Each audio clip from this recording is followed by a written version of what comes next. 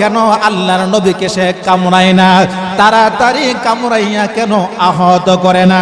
এই অপরাধে কুকুরকে ইহুদি মারতে শুরু করলেন। এবার কুকুর আসমানের দিকে তাকাইয়া ডাক দিয়ে বলে, মালিক, ও মালিক, আপনি আমার জবানটা একটু খুলে দেন, আমি ইহুদির সাথে কথা বলবো।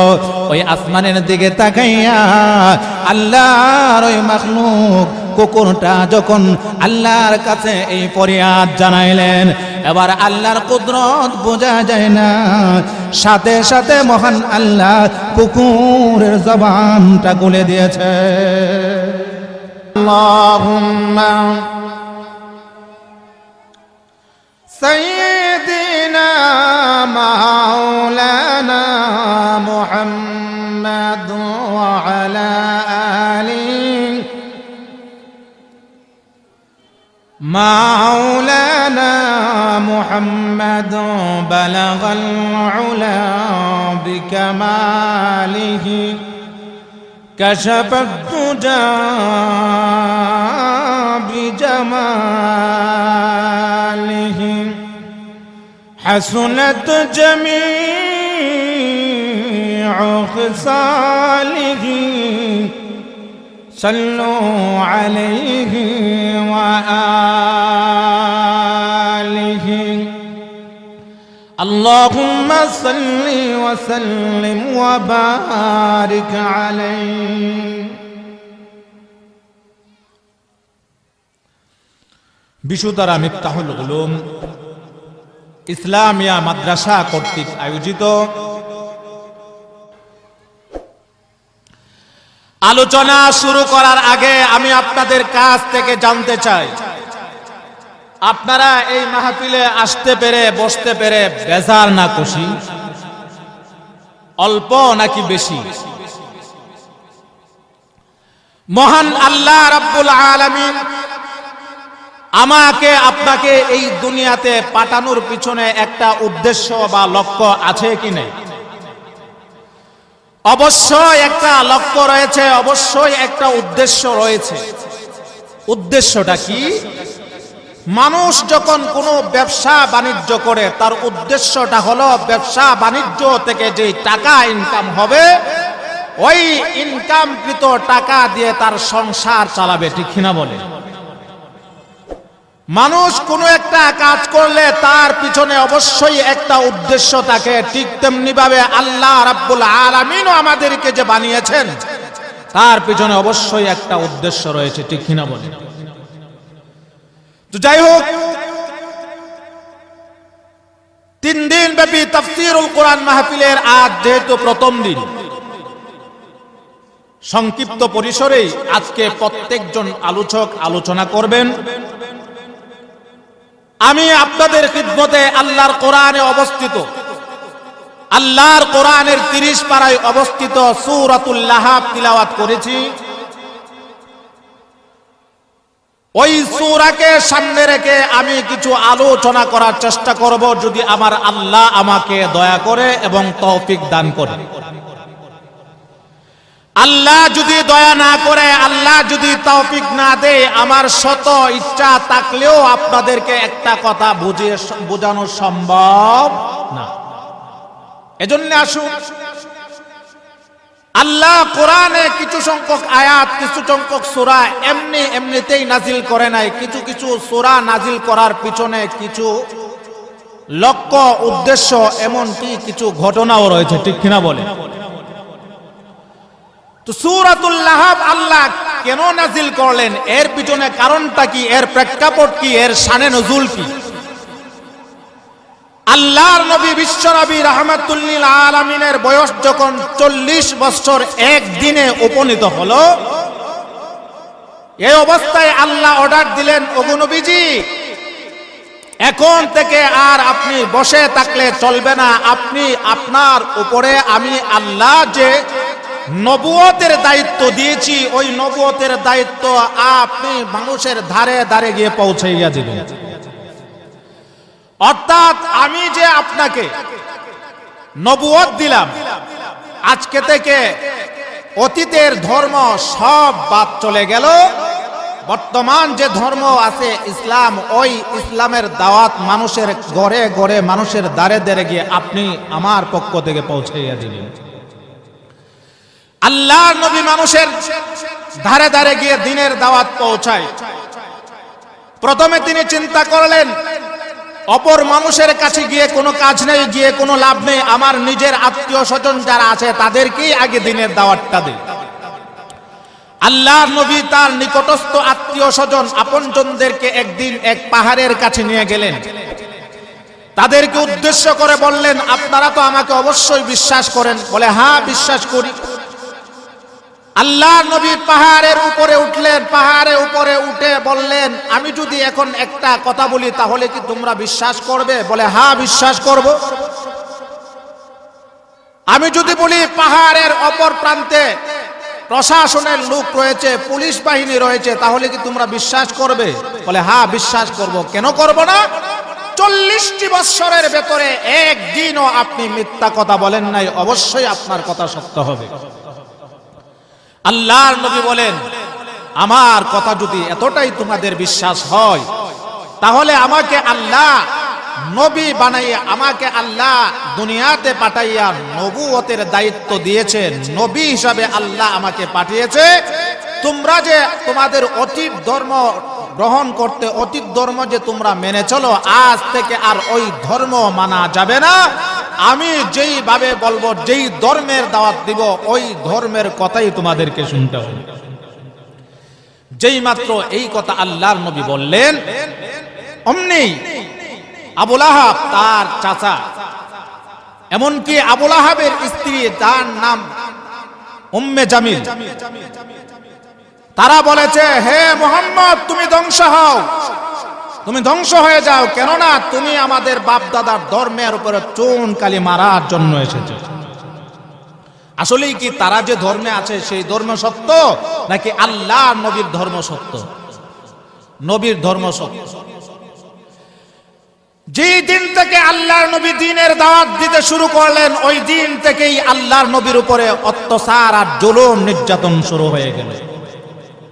আল্লাহর নবী মানুষের ঘরে ঘরে দিয়ে দ্বীনের দাওয়াত দেই, আল্লাহর কথা শোনাই, আল্লাহর দ্বীনের কথা শোনাই।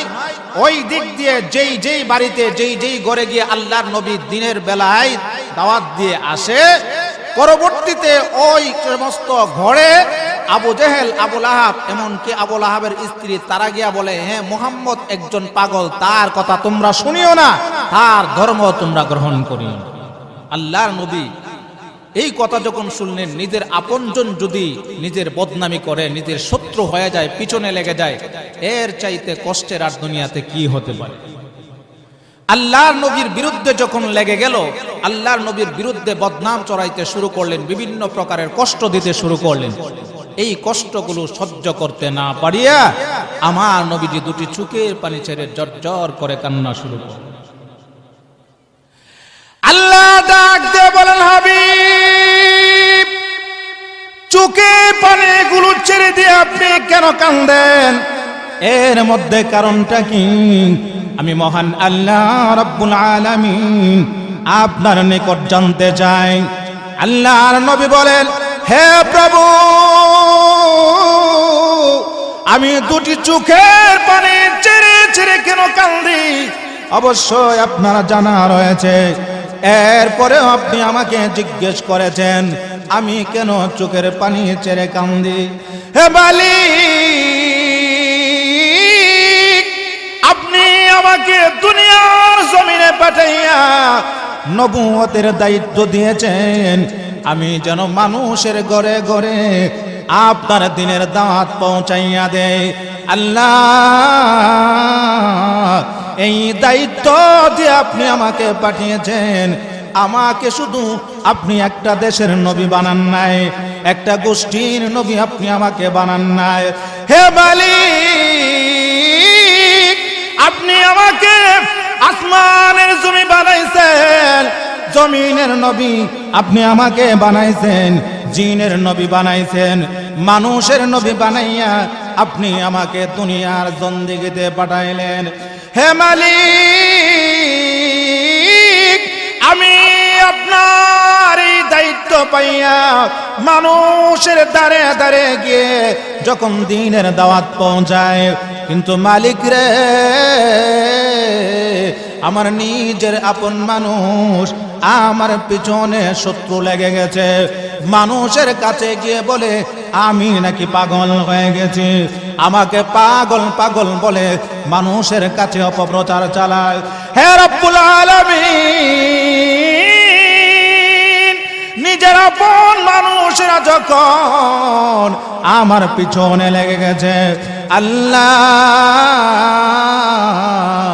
আমি কেমন করে গো আপনার দিনের দাওয়াত মানুষের কাছে পৌঁছাইয়া দেব? হে রব্বুল আলামিন,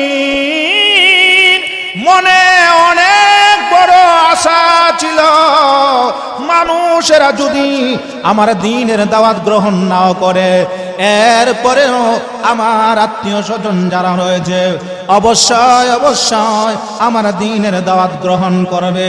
কিন্তু মালিক রে,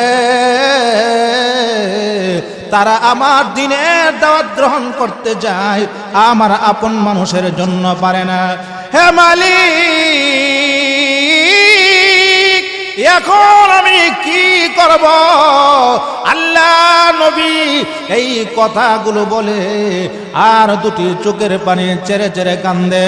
মহান আল্লাহ রাব্বুল আলামিন এবার ডাক দিয়ে বলেন, ওগো নবীজি, আপনি চিন্তা করবেন না, যাদের কাছে ওই আবু লাহাব, উম্মে জামিল, আবু জাহেল যাদের কাছে আপনার বিরোধিতা করে, আপনার ব্যাপারে গালমন্দ করে, আপনার ব্যাপারে বদনাম ছড়ায়, অল্প দিনের ব্যবধানে আমি মহান আল্লাহ রাব্বুল আলামিন তাদের দিলকে আপনার দিকে ঘুরাইয়া দিয়ে দেব।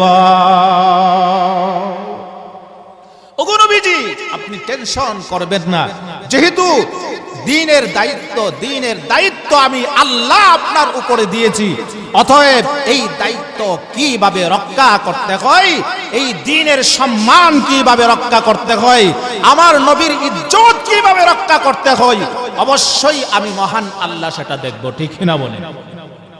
ও ভাই, এই দুনিয়াতে যদি আল্লাহ কারো জন্য হয়ে যায়, তাম পৃথিবীর মানুষও যদি তার বিরুদ্ধে চলে যায়, তার শত্রু হয়ে যায়, তার দুশ্মন হয়ে যায়, এরপরও কোনো কিছুই যায় আসে না।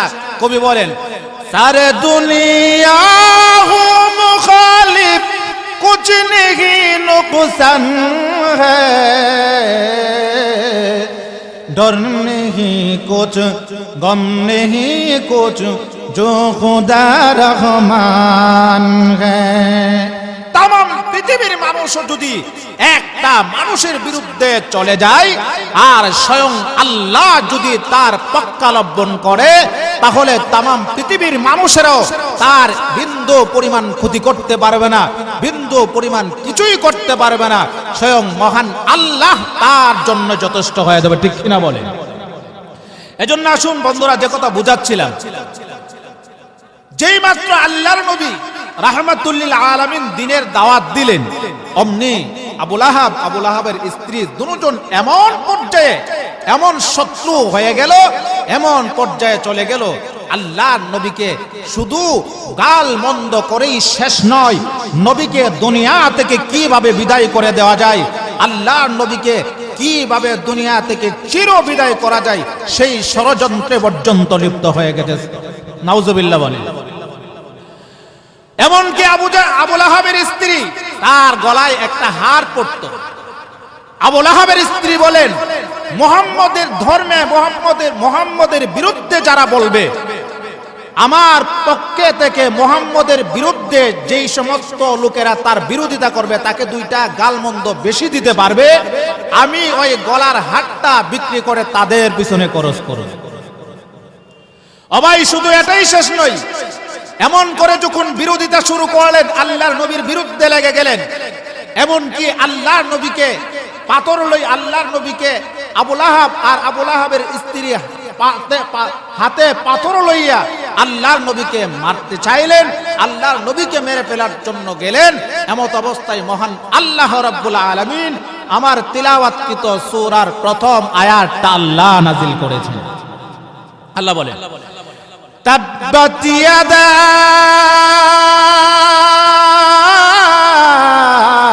আবি লাহাবিন ওয়া তাব। আল্লাহ বলেন ধ্বংস হোক আবু লাহাবের দুই হাত এবং সে নিজেও। এখানে আল্লাহ আবু লাহাবের হাত ধ্বংস হওয়ার ব্যাপারে কেন বললেন?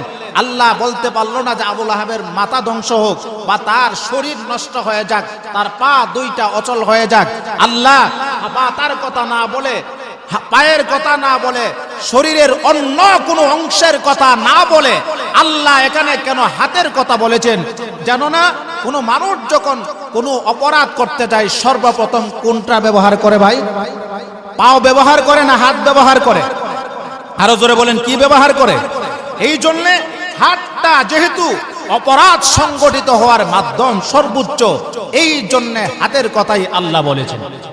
যেই মাত্র আল্লাহ আবু লাহাবের বিরুদ্ধে কোরআনের আয়াত আল্লাহ নাজিল করে দিলেন, এই অবস্থায় যখন মক্কায় এই কথা আনাগুনা শুরু হয়ে গেল, মক্কায় আলোচনা সমালোচনা শুরু হচ্ছে, আবু লাহাবের বিরুদ্ধে মুহাম্মদের আল্লাহ কোরআনের আয়াত নাজিল করেছে। এই কথা যখন আবু লাহাবের স্ত্রী এবং আবু লাহাব নিজে শুনেছে, এবার আবু লাহাবের কাছে, আবু লাহাবের দুইটা সন্তানের কাছে আল্লাহর নবীর দুইটা মেয়ে বিয়ে দিয়েছিল। আবু লাহাব তার দুইটা ছেলেকে লক্ষ্য করে বলে, তোমরা যদি আমার সন্তান হয়ে থাকো তাহলে আমার একটা কথা মানতে হবে, ওই যে মুহাম্মদের দুইটা মেয়ে তোমরা আমার দুইটা ছেলে বিয়ে করেছো, এই মুহূর্তে দুইটা মেয়েকে তালাক দিয়ে আসতে হবে। শুধু এটাই শেষ না, আল্লাহর নবী ওই মুহাম্মদকে যত প্রকারের অপমান আছে সর্বপ্রকারের অপমান করে আসতে হবে। আল্লাহর নবী রাহমাতুল লিল আলামিন নবীজির কাছে আবু লাহাবের ওই দুইটা সন্তান চলে গেল। আবু লাহাবের ওই দুই সন্তান আল্লাহর নবীর কাছে গিয়ে তার যে দুই মেয়ে আছে সাথে সাথে তালাক দিয়ে ছেড়ে দিল। শুধু তালাক দিয়ে শেষ নয়, আল্লাহর পয়গম্বর বিশ্ব নবী রাহমাতুল লিল আলামিনের কাছে যাইয়া আবু লাহাবের একটা ছেলে আল্লাহর নবীর শরীর মুবারকে যে জামা ছিল অর্থাৎ পাঞ্জাবি ছিল, ওই পাঞ্জাবিটা পর্যন্ত ছিঁড়ে ফেলেছে। আল্লাহর নবীকে বিভিন্ন প্রকারের ভাষার মাধ্যমে গালাগালি করেছে। শুধু আল্লাহর নবীকে গালি দিয়ে শেষ নয়, আল্লাহর নবীকে গালি দিয়ে শেষ নয়, মহান স্বয়ং আল্লাহ রাব্বুল আলামিনকে পর্যন্ত গালি দিয়েছে। বলে, হে মুহাম্মদ শোনো, তোমার আল্লাহকে বলিও যদি আমাদের কিছু করতে পারে সে যেন করে দেখায়। আল্লাহর পয়গম্বর বিশ্ব নবী রাহমাতুল লিল আলামিন এবার দুটি চোখের পানি ছেড়ে দিয়ে জর্জর করে দুটি চোখের পানি ছেড়ে দেয়। আল্লাহর পয়গম্বর চোখের পানি ছেড়ে দিয়ে দিয়ে কান্দে, ডাক দিয়ে বলে, মালিক এতক্ষণ পর্যন্ত আমাকে অপমান করেছে, এই জন্য আমার অন্তরে কোনো কষ্ট নাই। আমার জামা চিরে ফেলেছে, এই জন্য কোনো কষ্ট নাই। আমাকে অপমান করেছে, এই জন্য কষ্ট নাই। কিন্তু মালিক রে, যখন আপনার ব্যাপারে ওই সমস্ত উদ্ভট কথাবার্তা বলে যে আমি নবীজি এই কথাগুলো কিছুতেই সহ্য করতে পারি না। আল্লাহ আমাকে অপমান করেছে, এতে আমার কোনো কষ্ট লাগে নাই, কিন্তু স্বয়ং আল্লাহ আপনাকে যে এই ধরনের অপমান করলো, আপনাকে বিভিন্ন ভাষার মাধ্যমে, অকথ্য ভাষার মাধ্যমে গালাগালি করলো, আল্লাহ এই জিনিসটা আমি নবীজি কিছুতে সহ্য করতে পারবো। আল্লাহর নবী জীবনে কোনোদিন কত কষ্ট করেছে কত জায়গায় দ্বীনের দাওয়াত দিতে গিয়ে মার খেয়েছে, কিন্তু কোনোদিন কারো বিরুদ্ধে বদদুয়া দেয়নি। আল্লাহর নবী মায়ার নবী রাহমাতুল লিল আলামিন ডাক দিয়ে বলে, মালিক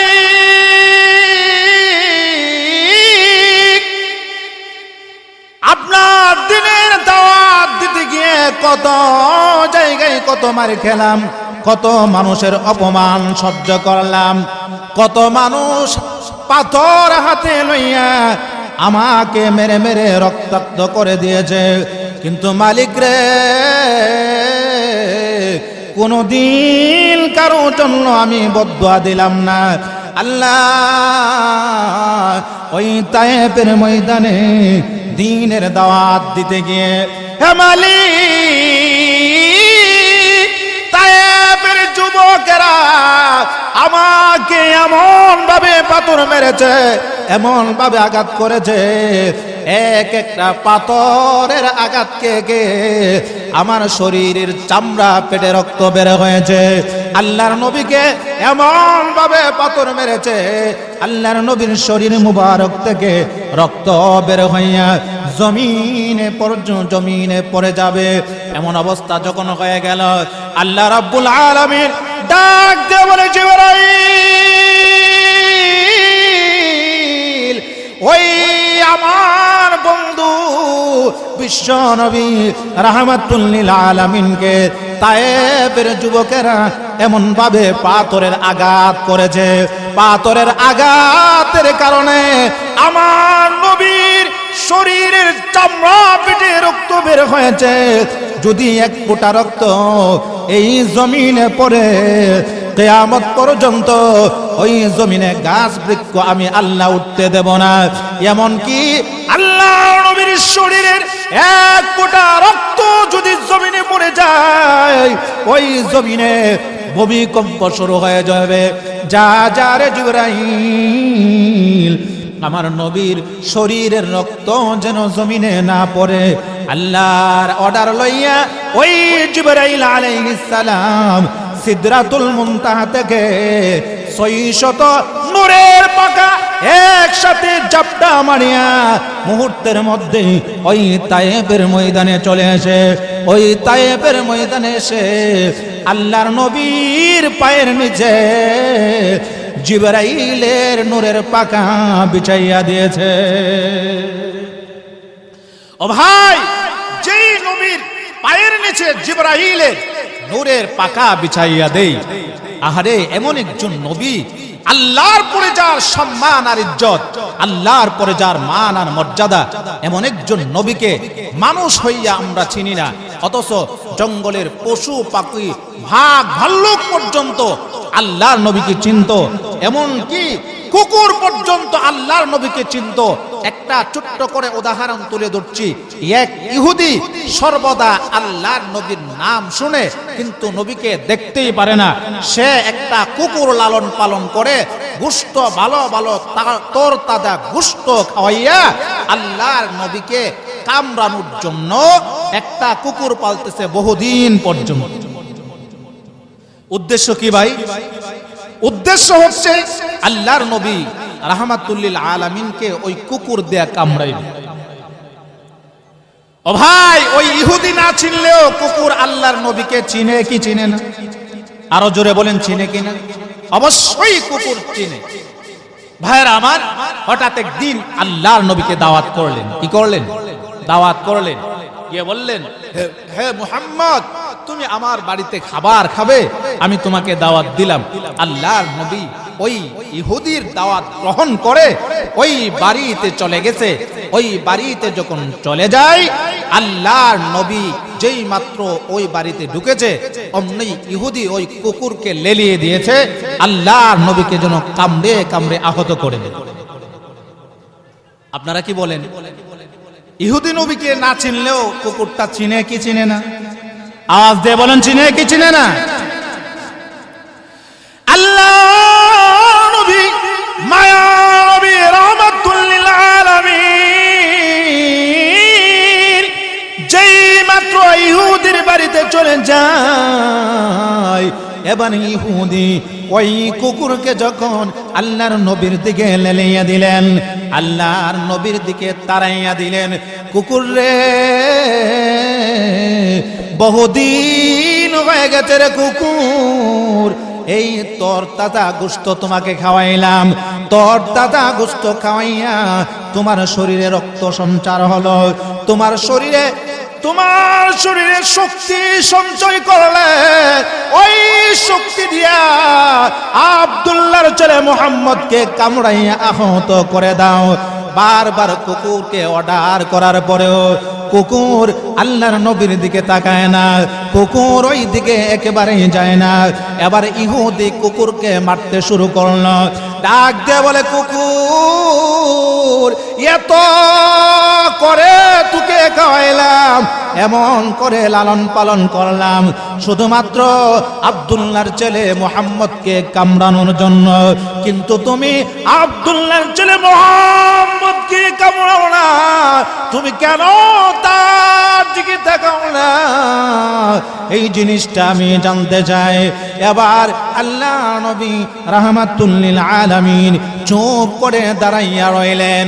এমত অবস্থায় ওই কুকুরটাকে ইহুদি মারতে শুরু করলো, পিটাইতে শুরু করলো। কুকুরের শুধু একটা মাত্রই অপরাধ, সেই অপরাধটা হলো কেন আল্লাহর নবীকে সে কামড়ায় না, তাড়াতাড়ি কামড়াইয়া কেন আহত করে না। এই অপরাধে কুকুরকে ইহুদি মারতে শুরু করলেন। আবার কুকুর আসমানের দিকে তাকাইয়া ডাক দিয়ে বলে, মালিক,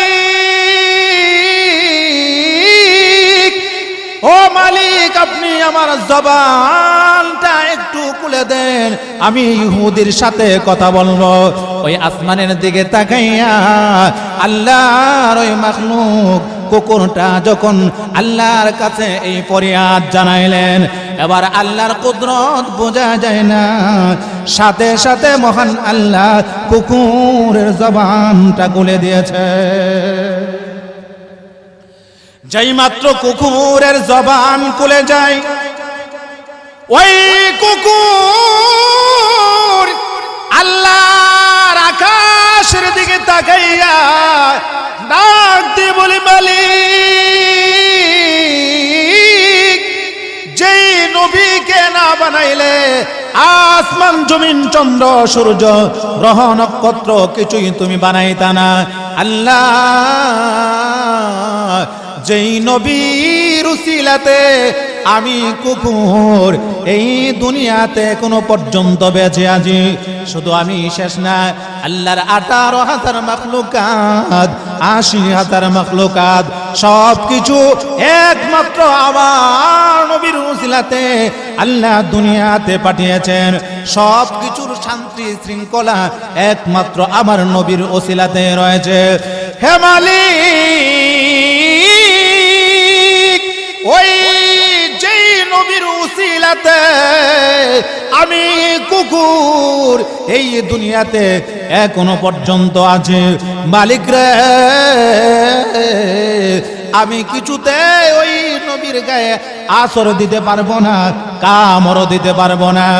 এই কথাগুলো আল্লাহর আসমানের দিকে তাকাইয়া আল্লাহর ওই মাখলুক কুকুর যখন ডেকে ডেকে বলেন, ইহুদি ডাক দিয়ে বলে, কুকুর এমন করে তোকে খাওয়াইলাম, আজকে মুহাম্মদকে না কামড়াইয়া তুমি এমন ভাবে কি যেন আসমানের দিকে তাকাইয়া বলতে শুরু করেছ, কুকুর রে, আবার যদি তুমি না কামড়াও তাহলে তোমার পিঠের চামড়া রাখবো না। যেই মাত্র ইহুদি এই কথাগুলো বলেছে, অমনি কুকুরটা ইহুদির দিকে তাকাইয়া লক্ষ্য করে বলে, ইহুদিরে, ওই মুহাম্মদকে কামড় দেওয়া তো দূরের কথা, আমার জীবন যদিও চলে যায় এরপরেও আব্দুল্লাহর ছেলে মুহাম্মদের কাছে আমি কুকুর কিছুতেই যেতে পারবো না। হে ইহুদি, ওই আল্লাহ কসম করে বলি, আমাকে যদি আর একবার আঘাত করো তাহলে আমি কুকুর আমার সমস্ত দাঁত দিয়া তোমাকে কামড়াইতে কামড়াইতে আহত করে দুনিয়ার জিন্দেগি থেকে বিদায় করে দেব। এজন্য দুনিয়াতে কিছু মানুষ জানোয়ারের চাইতেও যারা খারাপ তারাই আল্লাহর নবীকে সহ্য করতে পারে না, ঠিক না বলেন? আরো জোরে আওয়াজ দিয়ে বলেন ঠিক না বেঠি? ও ভাই, মানুষের সমাজে একটা কথা বলে, যার উসিল্লাই সিন্নি কাইলি মোল্লা চিনলি না, বলে কি বলে না? আরো জোরে বলেন, বলে কি বলে না? অবশ্যই বলে। যার উসিলাতে আজকে আমি আপনি এই দুনিয়ার জিন্দেগিতে শান্তিতে বসবাস করি, যার উসিলাতে হাসরের ময়দানে আল্লাহ হাজার হাজার লক্ষ লক্ষ কোটি কোটি পাপিষ্ঠ বান্দা বান্দীদেরকে আল্লাহ মাফ করে দিবেন, এমন একজন বিশ্ব নবী, এমন একজন গুণগত নবীকে যদি মানুষ হয়ে আল্লাহর নবীর বিরুদ্ধাচরণ করে, এটা কি সহ্য করে নেওয়া যায় ভাই? আরো জোরে বলেন, সহ্য করে নেওয়া যায়? তো যাই যে কথা বুঝাচ্ছিলাম মনে আছে তো? ওই যে আবু লাহাবের দুই ছেলে আল্লাহর নবীকে অপমান করলেন, আল্লাহর নবীর জামা ছিঁড়ে ফেললেন, এমন কি আল্লাহর নবীর দুইটা মেয়েকে তালাক দিলেন, সর্বশেষ স্বয়ং আল্লাহকে চ্যালেঞ্জ করলেন। আল্লাহকে চ্যালেঞ্জ করে বলে, হে মুহাম্মদ, তোমাকে এমন অপমান করলাম, তা তো করলামই, স্বয়ং তোমার আল্লাহর সাথে চ্যালেঞ্জ, তোমার আল্লাহকে বলবে আমাদেরকে কিছু করে দেখাতে। আপনারাই বলুন, আল্লাহর সাথে চ্যালেঞ্জ করে এই আবু লাহাবের দুই ছেলে। চিন্তা করছেন ভাই? এর চাইতে দুর্ভাগ্যের কি হতে পারে? যেই মাত্র আল্লাহর নবী তার অন্তরে কষ্ট নিয়ে গেলেন, আল্লাহর নবী জীবনে কোনোদিন কাউকে বদদুয়া করে নাই। জীবনে বদদুয়া তো দূরের কথা, আল্লাহর নবীকে কেউ কটাক্ষ ভাষায় গালি দিলেও, আল্লাহর নবীকে আঘাত করলেও কোনোদিন আল্লাহর নবী তার আঘাতের পাল্টা আঘাত করে নাই, আঘাতের প্রতিঘাত করে নাই। আল্লাহর নবী আঘাতের প্রতিঘাত না করে আল্লাহর কাছে দোয়া করতেন, আল্লাহ ওই সমস্ত মানুষেরা আমাকে চিনতে পারে নাই, আজকে চিনতে পারে নাই, আগামীকাল চিনবে, আগামীকাল চিনতে পারে নাই, এর পরের দিন চিনবে, এর পরের দিন চিনতে পারে নাই, এক সপ্তাহ পরে চিনবে, এক সপ্তাহ পরে চিনে নাই, এক মাস পরে যাবে, এমন কি এক সপ্তাহ, এক মাস, এক বছর, 2 বছর পর যতদিনই লাগে তারা আমাকে চিনতে পারে নাই। আল্লাহ তুমি তাদেরকে সুযোগ দাও, তারা যেন আমাকে চিনতে পারে। তাদেরকে যদি তুমি ধ্বংস করে দাও, আমি আমার দ্বীনের দাওয়াত, আমি আপনার দ্বীনের দাওয়াত কাদের কাছে পৌঁছাবো? তারা থাকলে তো দ্বীনের দাওয়াত পৌঁছাইতাম, তারা যদি না থাকে কার কাছে পৌঁছাই? আল্লাহর নবী কোনদিন প্রতিশোধ কি জিনিস নিতেন না, প্রতিশোধ নিতেন না। প্রতিশোধ নেওয়াটা ভালো না, প্রতিশোধ নেওয়া সম্পূর্ণ হারাম। এই জন্যে আল্লাহর নবী তাদেরকে বদদুয়া দেন নাই, আল্লাহর নবী কোনোদিন কাউকে বদদুয়া দেন নাই। তবে এখানে যে উতবা এবং উতাইবা আবু লাহাবের দুইটা ছেলে, তাদের ব্যাপারে আল্লাহর নবী ঠিকই বদদুয়া দিয়েছেন। কেন বদদুয়া দিয়েছেন? কষ্ট কম লাগছে না বেশি লাগছে? আরো জোরে আওয়াজে বলুন, কম লাগছে নাকি বেশি লাগছে? আল্লাহর নবী রাহমাতুল লিল আলামিন ডাক দিয়ে বলে, মালিক, ওই যে আবু লাহাবের দুইটা সন্তান উতবা আর উতাইবা, আল্লাহ আমার জামা চিরে ফেলেছে, আমাকে মানুষের সামনে অপমান করেছে, আল্লাহ আমার দুইটা মেয়েকে একসাথে তালাক দিয়েছে। হে রব্বুল আলামিন, এই জন্য আমার অন্তরে কষ্ট নাই, আমার অন্তরে এই জন্য বিন্দু পরিমাণ কষ্ট লাগে নাই। কিন্তু প্রভু, হে মালিক, আপনাকে যখন গালি দিয়েছে আমি নবীজি এইটা সহ্য করতে পারলাম না। মাবুদ রে, এই জন্যে আমি আপনার দরবারে ওই আবু লাহাবের দুইটা ছেলের জন্য বদদোয়া করলাম, বিশেষ করে আমার সাথে যে বেয়াদবি করেছে তার জন্য আপনার দরবারে আমি বদদোয়া করে গেলাম। হে মালিক, আমার বদদোয়া হলো আল্লাহ আপনার মাখলুকাতের মধ্যে, আপনার সৃষ্টির মধ্যে এমন একটা জানোয়ার রয়েছে, যদিও আকারে ছোট কিন্তু তার থাবা খুব শক্ত। আল্লাহ, ওই আপনার এমন হিংস্র জানোয়ার বাঘ রয়েছে, ওই বাঘের মাধ্যমে তুমি তার বিচার করিও। দোয়া করতে দেরি হয়, সাথে সাথে মহান আল্লাহ রাব্বুল আলামিন তার নবীর বদদোয়া মহান আল্লাহর আরশ পর্যন্ত পৌঁছাইয়া যায়। নবী বদদোয়া করলে যাবে কি যাবে না? আরো জোরে বলেন, যাবে কি না?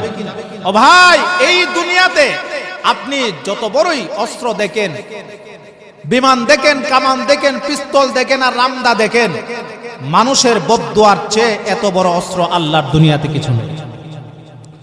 একটা মানুষ তার অন্তরে কষ্ট পাইয়া আল্লাহর কাছে যখন বদদোয়া দেয়, দুনিয়ার এমন কোন শক্তি নাই ওই অস্ত্রের আঘাত পেরানো, কেউ পেরাতে পারবে।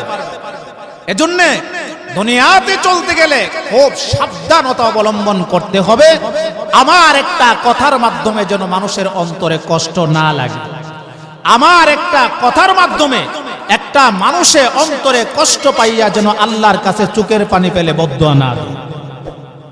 ভাই, মানুষের চোখের পানি আর মানুষের বদদোয়া, এটা যে কত একটা শক্ত জিনিস, কত একটা কঠিন বিষয়, যারা না জানে তারা কখনো সেটা বুঝতে পারবে না। এজন্য আসুন, আল্লাহর নবী এই আবু লাহাবের দুই সন্তানের জন্য আল্লাহর কাছে বদদোয়া করলেন। কি বদদোয়া? আল্লাহ, তোমার এমন একটা হিংস্র জানোয়ার পাঠায়ো, যে জানোয়ারের মাধ্যমে এমন ভাবে ছিঁড়ে ফেরে খাবে যেন তার একটা শরীরের গোশত তো দূরের কথা, একটা হাড্ডিও যেন না থাকে। এবার আসুন, নবী বদদোয়া দিছে, কবুল হবে কি হবে না? আরো জোরে বলেন, হবে কি হবে না? এই অবস্থায় আবু লাহাবের সন্তানেরা সিরিয়ায় গেলেন ব্যবসার উদ্দেশ্যে। আগেকার যুগে গাড়ি ছিল না, উট দিয়ে তারা চলাফেরা করত। এই অবস্থায় এক এলাকা থেকে অন্য এলাকায় গেলে মাঝখানে যখন রাত্রি হয়ে যেত, তারা তাঁবু টানাইয়া এই তাঁবুর ভিতরে তারা অবস্থান করত।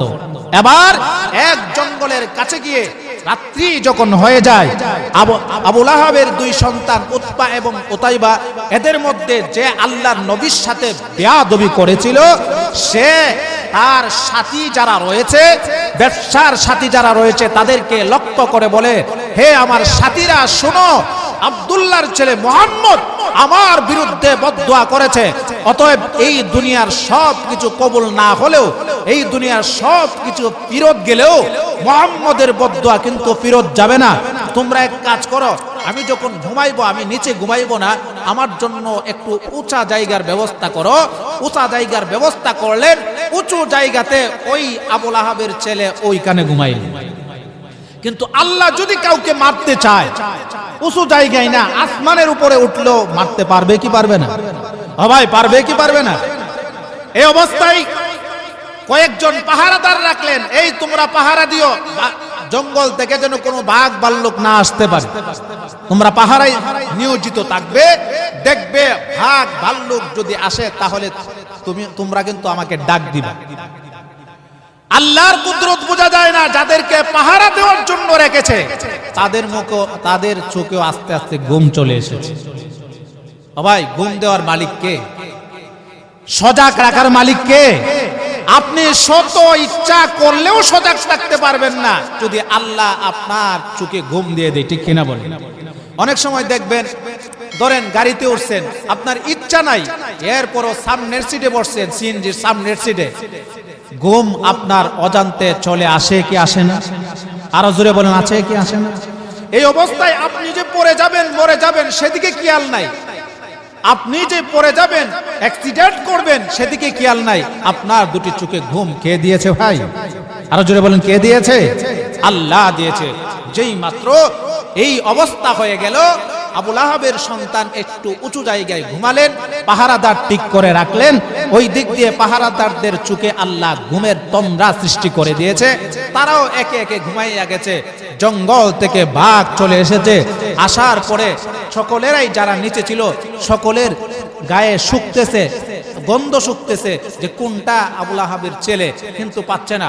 হঠাৎ দেখে উপরে এক জায়গায় ঘুমিয়ে আছে, লাফ মেরে উঠে ওখানে গিয়ে এমন ভাবে চিরে পেরে খেয়েছে, গোশত তো দূরের কথা, একটা হাড্ডি পর্যন্ত অবশিষ্ট রাখেন।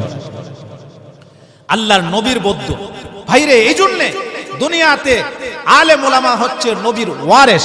তাদের সাথে যদি কেউ দুরাচরণ করে, দুর্ব্যবহার করে, তাদের সাথে যদি তুচ্ছ তাচ্ছিল্যের আচরণ করে, তাদের বিরুদ্ধে যদি বদনাম চড়ায়, স্বয়ং আল্লাহ একজন আছে কি নাই? আরো জোরে আছে কি নাই?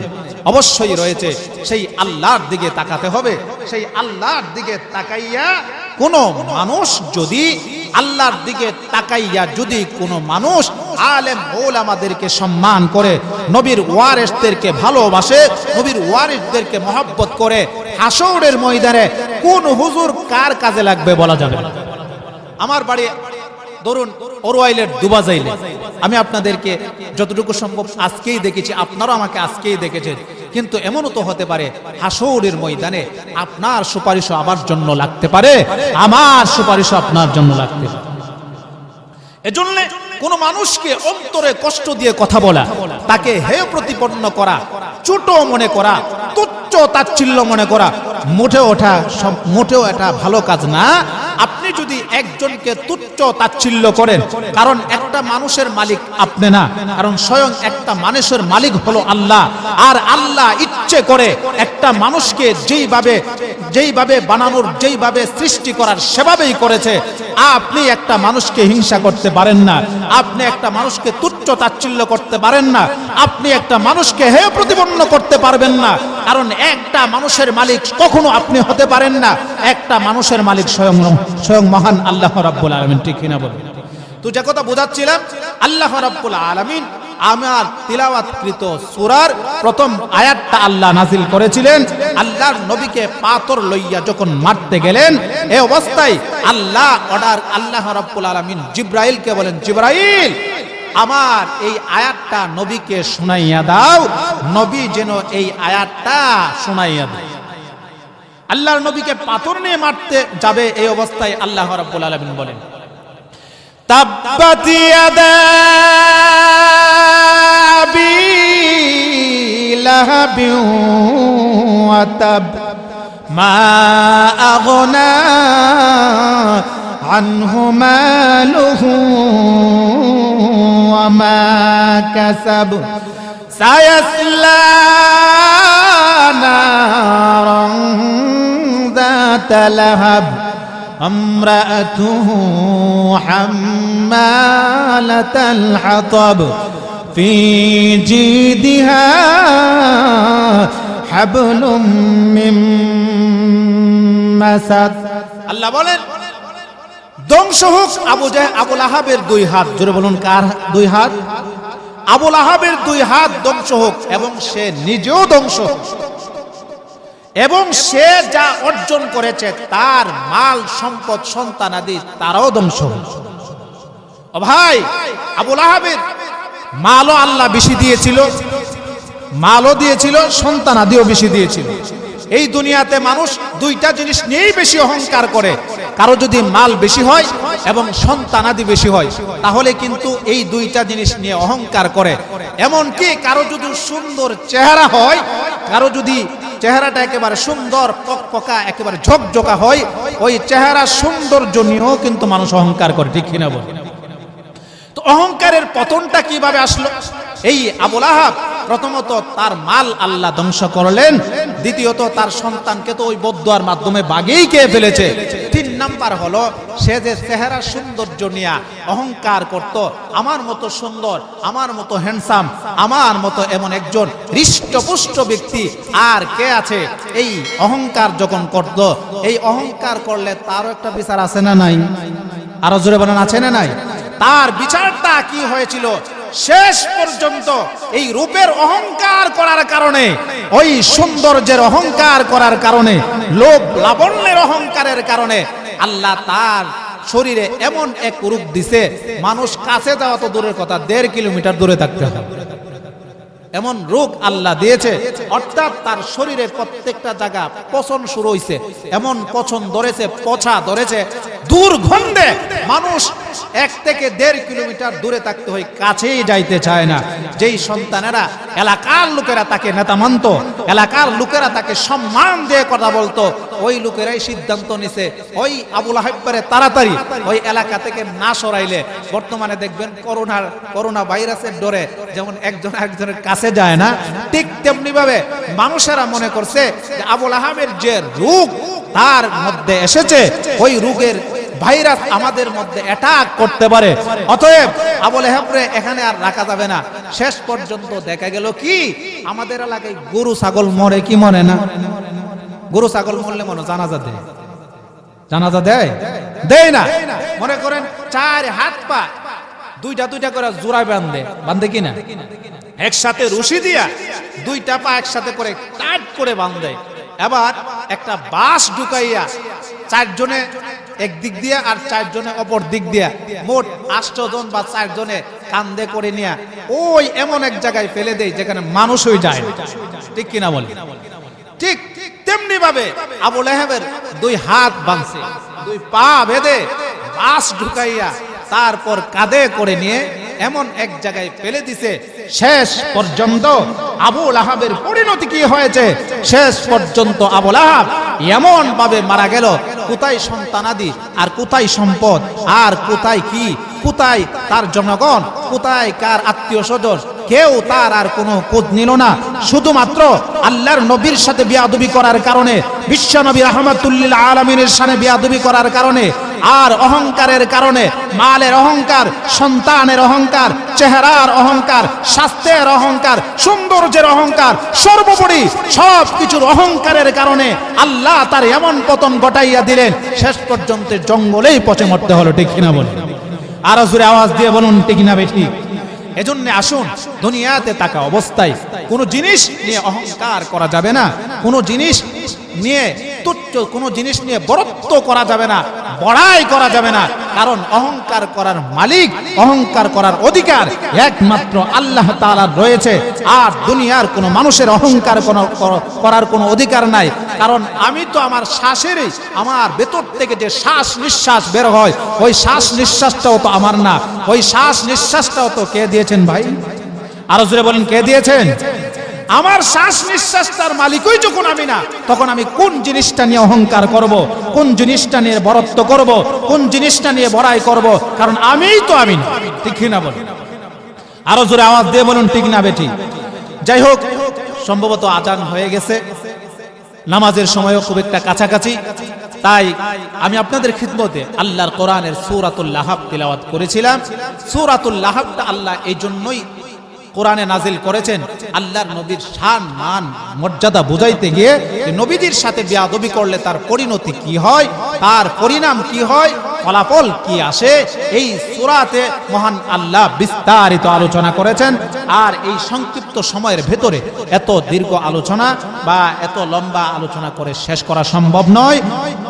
অদূর ভবিষ্যতে যদি কোনো সময় আপনাদের এখানে আসি, আল্লাহ যদি আমাকে সুযোগ করে দেয়, আপনাদের সামনে যদি কোনো সময় আলোচনার সুযোগ হয়, তাহলে আমি আলোচনা পেশ করার চেষ্টা করব। সর্বশেষ আমি আপনাদের কাছে দোয়া চাই, আমার মা বাবার জন্য দোয়া চাই, আমার আব্বা আম্মার জন্য আপনারা দোয়া করবেন। আপনাদের জিন্দা মুর্দা যারা দুনিয়াতে আছে এবং চলে গেছে, সকলের জন্য আমি দোয়া করব। আল্লাহ তাআলা আমার যেই সমস্ত ভাইয়েরা এখানে বসেছেন, সকলের দীর্ঘ হায়াত, সুস্বাস্থ্য, সফলতা, সমৃদ্ধি, সর্বোপরি সুখময় জিন্দেগি কামনা করে এখানেই শেষ করছি। ওয়া আখির দাওয়ানা আলহামদুলিল্লাহি রাব্বিল আলামিন। আসসালামু আলাইকুম ওয়া রাহমাতুল্লাহ। হুজুরের পরবর্তী ওয়াজ আসিতেছে আমাদের ইউটিউব চ্যানেলে, তাই সাবস্ক্রাইব করে সাথেই থাকুন।